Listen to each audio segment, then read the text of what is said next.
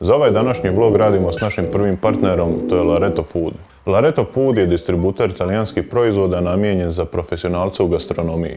U ovome današnjem vlogu smo koristili namirnice koje nam je poslao Lareto Food i pripremat ćemo tjesteninu sa tartufatom i parmigiano reggianom. Sastojke koje koristimo su sabeli stracciatella. Stracciatella je unutrašnjost burate. U prijevodu burata s talijanskog znači nalik maslacu, odnosno kremasto. Radi se o siru, poprilično je mekan i kremast. Lareto tartufata je kombinacija ljetnog tartufa, crnih maslina, šampinjona i začina. Savršeno se veže za tjesteninu rižote, a može se koristiti kao podloga za paštete u pripremi brusketa i sl. Zanetti Parmigiano Reggiano je kroz godine postigao snažnu reputaciju u svijetu gastronomije. Tjestenina di Martino Napoli Pasta di Gragnano.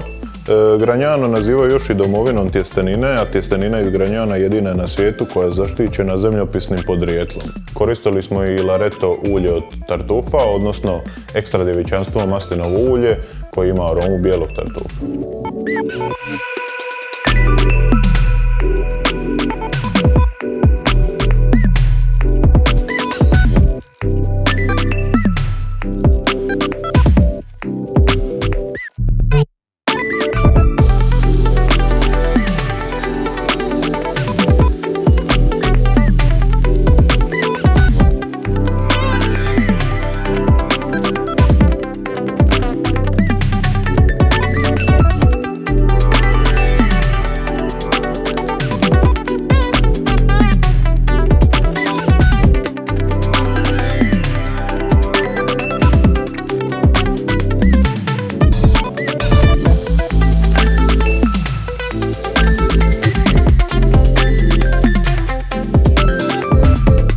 U modernoj gastronomiji izuzetno su važne namirnice odakle dolaze, njihova kvaliteta i tradicija.